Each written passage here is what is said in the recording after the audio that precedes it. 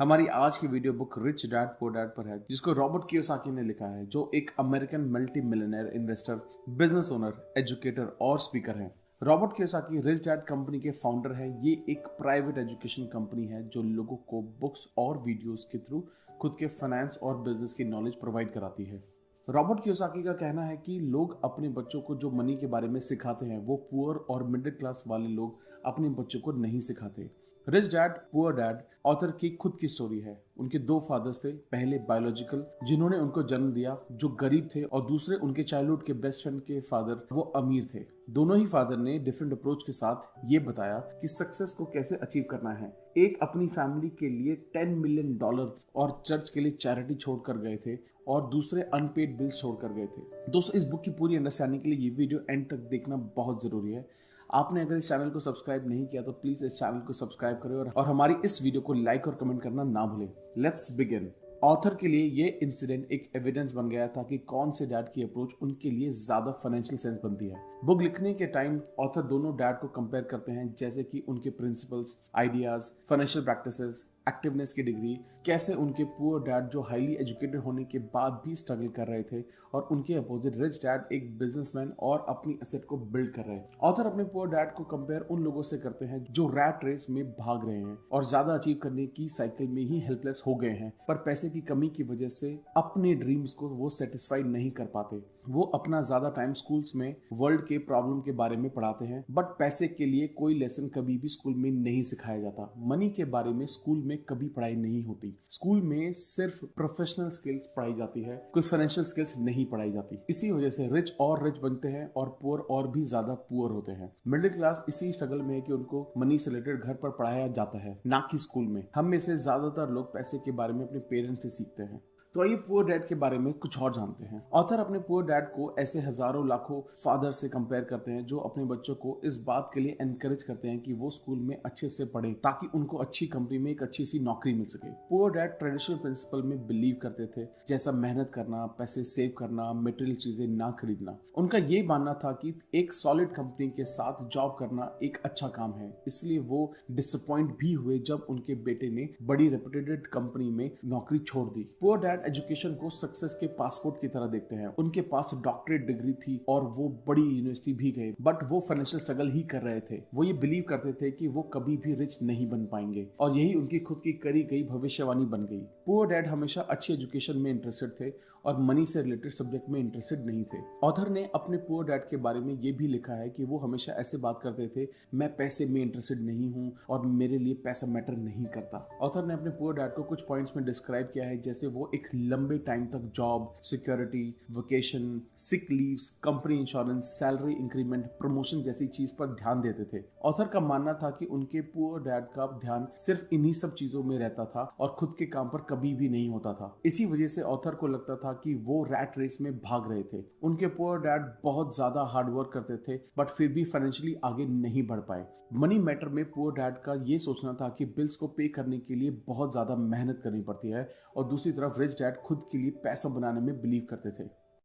चलिए अब rich dad के बारे में बात करते हैं। ऑथर ने ये सब 9 साल की एज में लिखा था, जब उनको ये रियलाइज हुआ कि उनके रिच डैड की फाइनेंशियल सेंस उनके पुअर डैड से ज्यादा है। ऑथर ने अपने रिच डैड से ये चीज सीखी थी कि कुछ चीजों में कभी ना नहीं कहना चाहिए, जैसे मैं ये चीज अफोर्ड नहीं कर सकता, इसके बजाय ये बोलना चाहिए कैसे मैं इसको अफोर्ड कर सकता हूँ। उनका मानना था कि मैं अफोर्ड नहीं कर सकता जैसे शब्द हमारे दिमाग को बंद कर देते हैं, मैं कैसे अफोर्ड कर सकता हूँ जैसे शब्द पॉसिबिलिटी, एक्साइटमेंट और ड्रीम्स को बढ़ावा देते हैं। उसको उन्होंने इस एग्जाम्पल से रिलेट करते हुए समझाया कि जब वो और उनके फ्रेंड माइक उनके फादर के पास काम के लिए गए थे, रिच डैड उनको बहुत कम वेजेस पे करते थे ताकि उनमें गुस्से वाली फीलिंग पैदा हो, जिससे उनको इनजस्टिस वाली फीलिंग आए और उनको एहसास हो कि खुद के लिए काम करना कितना इंपॉर्टेंट है, ना कि दूसरों के लिए काम करना। एग्जाम्पल के लिए बुक के उस पार्ट में जिसमें ऑथर रिच डैड से कंप्लेन करता है वो कम वेजेस में बहुत कम चीजें ले पाते हैं, तो रिच डैड ने कहा कि इस चीज पर ध्यान मत दो कि तुम्हें कितनी चीजें ले पाते हो, बल्कि इस चीज पर ध्यान दो कि उस पैसे का तुम क्या कर सकते हो और उस पैसे को और ज्यादा कैसे बना सकते हो, क्योंकि ये हमारे दिमाग को सोचने पर मजबूर कर देता है। उनके रिच डैड कहते हैं कि जब कोई ये कहता है कि मैं अफोर्ड नहीं कर सकता तो उसका दिमाग काम करना बंद कर देता है। इसी वजह से ये आपके इनिशिएटिव को मारता है और सहने की पावर को बढ़ाता है। ऑथर ऑथर एक चीज और ऐड करते हैं कि जब उनके डैड ने एजुकेशन में अपना टाइम और एफर्ट दिया तब उनको इन्वेस्टिंग की कोई नॉलेज नहीं थी। इसके अपोजिट रिच डैड इन्वेस्टिंग के गेम में बहुत माहिर थे क्योंकि उन्होंने यही किया था। मनी से रिलेटेड उनके रिच डैड का ये एटीट्यूड था और उनका कहना था कि सब बुराइयों की जड़ पैसे की कमी है, और उनके पुअर डैड का मानना था कि पैसा ही सब बुराइयों की जड़ है। उनका मानना था कि ऐसा इंसान बनना चाहिए जो रिस्क लेने से डरे नहीं बल्कि रिस्क को कैसे मैनेज करना है ये सीखे। चलिए अब द सन रॉबर्ट कियोसाकी के बारे में बात करते हैं। ऑथर ने अपनी book rich dad poor dad ये कहते हुए स्टार्ट की वो खुद बहुत लकी मानते हैं कि उनके दो फादर्स थे। वो अपने दोनों के डैड्स के पॉइंट ऑफ व्यू को कंपेयर करते थे, जैसे work hard, education, saving, investing etcetera. उन्होंने ये चीज भी देखी कि दोनों के अप्रोचेस में कितना डिफरेंस था। रिच डैड से की गई बातों की वजह से ही ऑथर खुद की फाइनेंशियल स्टेबिलिटी का क्रेडिट देते हैं। ऑथर मनी के सब्जेक्ट के लिए कॉमन अप्रोच लेते हैं और अकाउंटिंग नॉलेज पर जोर देते हैं जिससे कि पढ़ने वाले को एसेट और लायबिलिटीज क्या होता है ये अच्छे से समझ आ जाए। यहाँ पर राइटर ये समझाते हैं कि कैसे जो रिच है वो एसेट साइड बिल्ड करता है और जो पुअर है वो लायबिलिटी साइड बिल्ड करता है, जो बेसिकली सारे एक्सपेंसेस हैं। ये तो ऑब्वियस है कि ऑथर ने अकाउंटिंग नॉलेज को इंपॉर्टेंस दी है, चाहे वो कितना भी बोरिंग लगे, क्योंकि वो कहते हैं कि ये लाइफ का सबसे इंपॉर्टेंट सब्जेक्ट है। Chapter 1 rich dad poor dad. Robert Kiyosaki और माइक की स्टोरी 1956 में हवाई में स्टार्ट हुई जब वो दोनों 9 साल के थे। उनकी पहले गेट रिच स्कीम निकल बनाने वाली कंपनी थी। उनकी इस प्लान को माइक के फादर ने रिजेक्ट कर दिया था और जिन्होंने उन दोनों को समझाया कि ये काम इलीगल है। उस दिन के बाद दोनों ने अपना फ्री टाइम माइक के फादर रिच डैड से फाइनेंस और इकोनॉमिक्स को सीखा। माइक के डैड ने जो पहला लेसन सिखाया जो था रैट रेस से हिट करना। वो अपने ग्रोसरी स्टोर में एक लड़के से 3 घंटे के लिए 10 सेंट पर डे काम करवाते थे। कुछ हफ्तों में कियोसाकी इस चीज से थक गए थे और उन्होंने डिमांड की कि उनके वेजेस बढ़ाए जाएं। लेकिन इस चीज के होने के बाद माइक के डैड ने उनके वेजेस में और भी ज्यादा कमी कर दी और उनको फ्री में काम करने के लिए बोला। धीरे धीरे दोनों लड़के सिर्फ अप्रिशिएट और पे ना किए जाने के लिए परेशान होने लगे। फाइनली उन्होंने रिच डैड से इस बारे में बात की। रिच डैड के साथ मीटिंग में रिच डैड ने वेजेस के लिए उनको सॉरी बोला और उनको एक ऑफर दिया कि या तो वो उनको एक मोरल लेसन देंगे या फिर पे। पर दोनों लड़कों ने मोरल लेसन को ही चूज किया। ये लेसन रैट रेस से बाहर निकलने के लिए था। उनका कहना था कि अपनी पूरी जिंदगी या तो थोड़े पैसे के लिए काम करते रहो जिससे ज्यादा पैसे किसी और की पॉकेट में जाएंगे, या फिर लोगों से मेहनत करवाओ पैसे कमाने के लिए। लड़कों को सिखाए गए सभी लेसन में से ये सबसे इम्पोर्टेंट था। ऑथर का कहना था कि बिजनेस वो होते हैं जहां मेरी फिजिकल प्रेजेंस रिक्वायर्ड नहीं होती और उसको चलाने वाले दूसरे लोग होते हैं। अगर मुझे वहां काम करना पड़े तो वो मेरे लिए बिजनेस नहीं बल्कि जॉब है। Chapter 2 the rich don't work for money. इस चैप्टर में उन लोगों की बात की गई है जो सेफ खेलना पसंद करते हैं क्योंकि उनको कभी रिस्क लेना सिखाया ही नहीं गया। ऑथर ये आइडियाज डेवलप करते हैं कि पुअर और मिडिल क्लास लोग पैसे के डर की वजह से काम करते हैं और उनका ये लालच उनको और गरीब बनाता है। ऑथर का मानना है कि लाइफ में अपॉर्चुनिटीज आती जाती रहती हैं, लेकिन सिर्फ रिच लोग उन अपॉर्चुनिटीज को इंस्टेंटली पहचान के गोल्ड में बदल लेते हैं, लेकिन बाकी लोग इन अपॉर्चुनिटी को देख ही नहीं पाते क्योंकि पैसा और सिक्योरिटी के पीछे भागने में बिजी हैं। मनी की सबसे खास बात यह है कि ये पूरे 24 घंटे काम करती है और ये जनरेशन तक काम करती है। अगर आप पैसे के लिए काम कर रहे हो तो आप पावर अपने एम्प्लॉयर के हाथ में दे रहे हो, लेकिन अगर मनी आपके लिए काम करती है तो पावर और कंट्रोल दोनों आपके हाथ में होता है। Chapter 3 why teach financial literacy. Kiyosaki और माइक की स्टोरी 1990 तक कंटिन्यू साथ चली। इस समय तक दोनों ने ही अपनी फाइनेंशियल और सोशल इकोनॉमिक लाइफ अच्छी कर ली है। माइक अपने डैड से लेसन सीखकर अपनी लाइफ में अप्लाई करने में सक्सेसफुल रहे। उन्होंने अपने डैड के बड़े बिजनेस पर कंट्रोल कर लिया और अपने एम्पायर को बढ़ाया, और उन्होंने अपने बेटे को इतना रेस कर दिया कि जब वो रिटायर हो तब वो कंपनी को कंट्रोल कर सकता है। कियोसाकी अपनी वाइफ के साथ 47 की एज में रिटायर हो गए।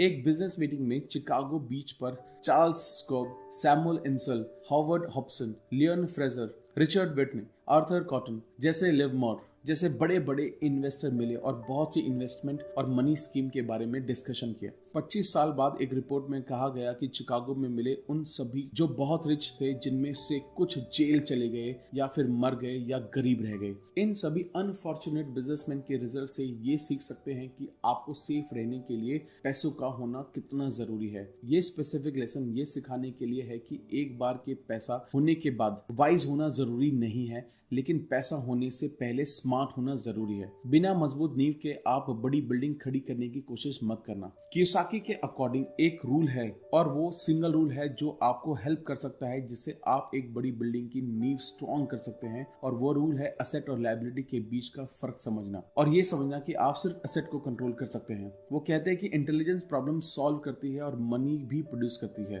फाइनेंशियल इंटेलिजेंस के बिना मनी बहुत जल्दी चली जाती है। ऑथर का ये मानना है कि फाइनेंशियल चीजों की नॉलेज आपको अकाउंटिंग नॉलेज से आती है। असेट और लायबिलिटी के बीच का डिफरेंस पता होना बहुत जरूरी है। ऑथर का कहना है कि गरीब लोग गरीब ही रहते हैं क्योंकि वो इसके अपोजिट करते हैं। वो अपनी लायबिलिटीज को जोड़ते रहते हैं और एसेट उनके पास जीरो होती है, इसलिए उनके बैलेंस शीट और इनकम स्टेटमेंट सब ऊपर नीचे होती है। ऑथर के अकॉर्डिंग लोग ये नहीं समझते कि ये इंपॉर्टेंट नहीं है कि आप कितना पैसा कमाते हो, लेकिन इंपॉर्टेंट ये है कि कितना अपने पास रख पाते हो। Chapter 4, mind your own business. Rich लोग अपने एसेट पर ध्यान देते हैं जबकि बाकी लोग अपने इनकम स्टेटमेंट पर ही ध्यान देने में बिजी रहते हैं। इस चैप्टर में ऑथर धीरे धीरे रियल एस्टेट के इन्वेस्टमेंट के कॉन्सेप्ट को इंट्रोड्यूस करते हैं और उन्होंने मैकडॉनल्ड्स का एग्जांपल यूज किया है। ऑथर ने यह बताया कि मैकडॉनल्ड्स वर्ल्ड में सबसे अच्छे हैमबर्गर नहीं बनाता, लेकिन अमेरिका की स्ट्रीट पर सबसे ज्यादा इसी की वैल्यू है। ऑथर ने यह भी बोला कि अगर एक इंडिविजुअल को सक्सेसफुल होना है तो उसको खुद के बिजनेस पर ध्यान देना होगा। उन्हें अपने एम्प्लॉयर के बिजनेस पर ध्यान नहीं देना चाहिए, खुद के बॉस बनने पर फोकस करना चाहिए और खुद के बिजनेस को बढ़ाना चाहिए। ऑथर के हिसाब से असली एसेट्स इन चीजों से बनाए जा सकती है, जैसे कि stocks, bond, income generating real estates, notes, intellectual property जैसे म्यूजिक, स्क्रिप्ट, पेटेंट, चीजों से मिलने वाली रॉयल्टीज, कुछ भी ऐसी चीजें जिनकी वैल्यू हो, जो इनकम जनरेट कर सकते हो, जिसके लिए मार्केट रेडी हो। Chapter 5, the history of taxes and the power of corporations.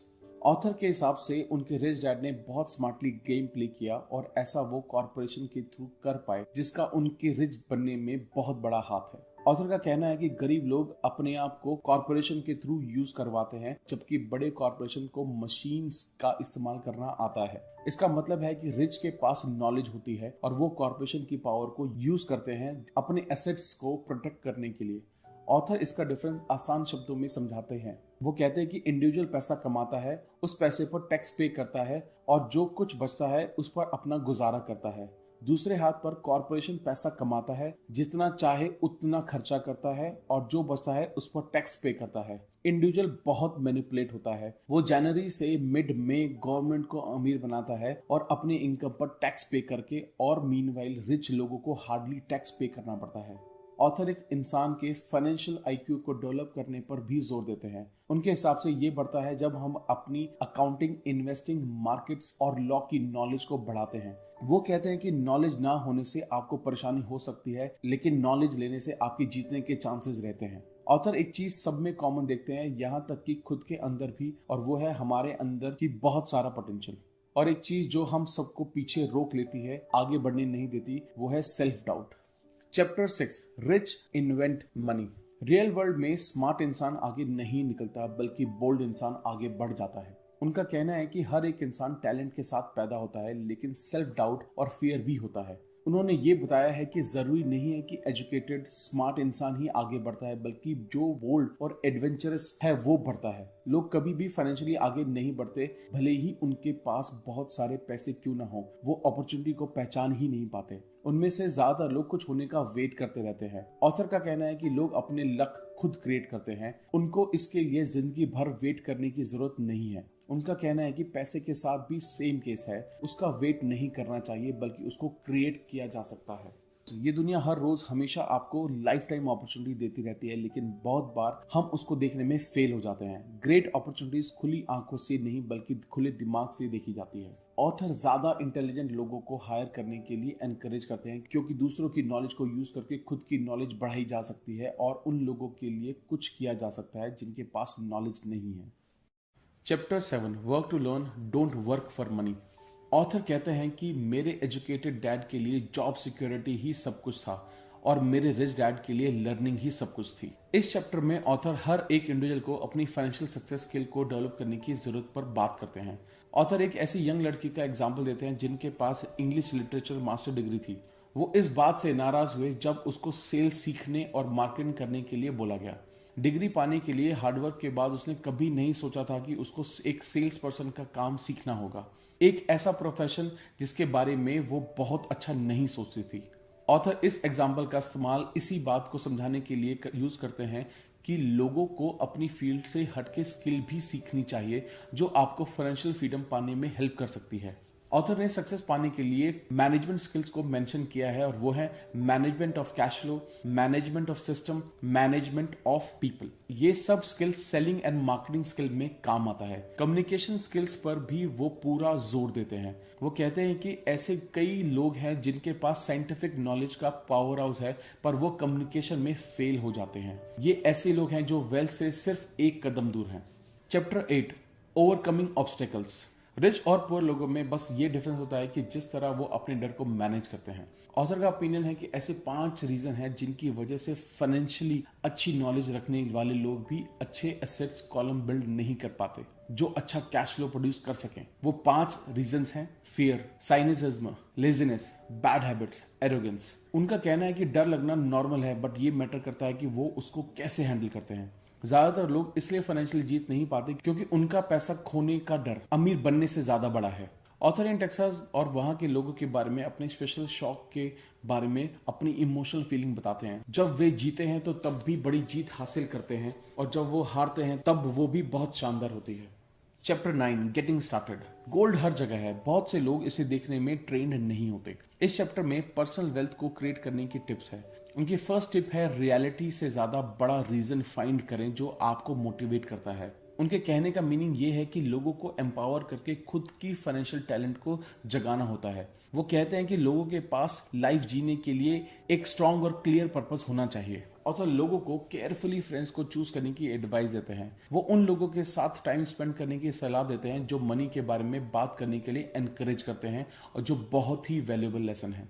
Author का भी ये बिलीव है कि लोगों को किसी एक फील्ड में स्टडी करनी चाहिए और फिर बाहर निकलकर दूसरी चीजें भी सीखनी चाहिए। वैसे ये चूज करना इंपॉर्टेंट है कि कौन क्या स्टडी करता है। ऑथर का ये सजेशन है कि हमारी लाइफ में एक हीरो होना चाहिए। ऐसा होना लाइफ में बहुत जरूरी है क्योंकि ना केवल ये हमें इंस्पायर करता है बल्कि लाइफ को इजी भी बनाता है। वो ह्यूमन माइंड की सोच को एनकरेज करता है। अगर वो ऐसा कर सकता है तो मैं क्यों नहीं कर सकता।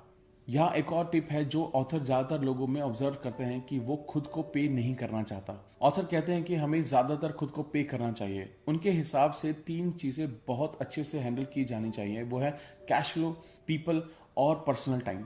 तुम सीखते हो तो तुम भी रिसीव करते हो। एक और टिप जो ऑथर देते हैं कि इस थॉट को बहुत क्लियर है कि दुनिया में ऐसी पावर है जो हमारे मुकाबले ज्यादा स्मार्ट है। आप अपने दम पर वहां पहुंच सकते हैं लेकिन कई बार दूसरे की पावर्स की हेल्प से ये करना आसान हो जाता है। जो आपके पास है उसके साथ जनरस रहो और दूसरी पावर्स आपके साथ जनरस रहेंगी।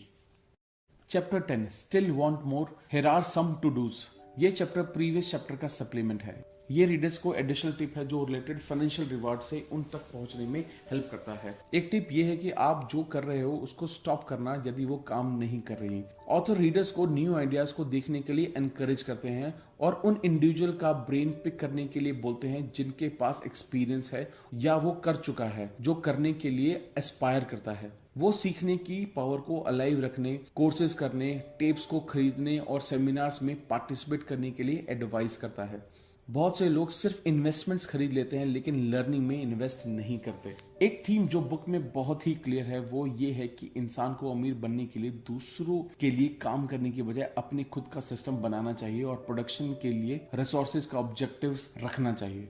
ऑथर का मानना है कि एक एम्प्लॉय होना क्लियरली ही एक लिमिटेड सोच है। ये चीज अदर पॉसिबिलिटीज के लिए दिमाग बंद कर देती है। फाइनेंशियल इंटेलिजेंस एक बहुत पावरफुल एसेट है। इन्वेस्टिंग और अकाउंटिंग के कॉन्सेप्ट को स्टडी करके ऑथर ने ये माना है कि एक इंडिविजुअल एसेट और लायबिलिटी में डिफरेंस कर पाता है। रियल में ये एक मजबूत एप्लीकेशन है जो आपको सिखाती है कि क्या सही है और क्या गलत। एक्सपेंसेस की कड़ी को जनरेट करना गलत है, एसेट को बिल्ड करना सही है। रॉबर्ट कहते हैं कि आप सभी को बड़े गिफ्ट मिले हैं, आपका दिमाग और आपका टाइम। ये आपके ऊपर है कि आप दोनों के साथ क्या करते हैं। हर एक डॉलर जो आपके हाथ में आता है और सिर्फ आपको उसकी डेस्टिनी डिसाइड करने की पावर होती है। इसको फुलिश होकर खर्च करें या पुअर होना चूज करें। इसको लायबिलिटीज पर स्पेंड करें या आप मिडिल क्लास ज्वाइन करें। इसे अपने दिमाग से खर्च करें और एसेट को बिल्ड करना सीखें और अपनी मनी को अपने ऑब्जेक्टिव और फ्यूचर के लिए चूज करें। चॉइस आपकी है। हर डॉलर के साथ हर दिन आप अमीर, गरीब या मिडिल क्लास में होना डिसाइड करते हैं। आप और आपके बच्चों का फ्यूचर आपकी आज की चॉइस पर डिपेंड करता है, ना कि कल पर हुई चॉइस पर होगा। ऑथर विश करता है कि इस बुक की लर्निंग को फॉलो करके हम सब बहुत अमीर और हमारी लाइफ खुशी के साथ बहुत शानदार हो।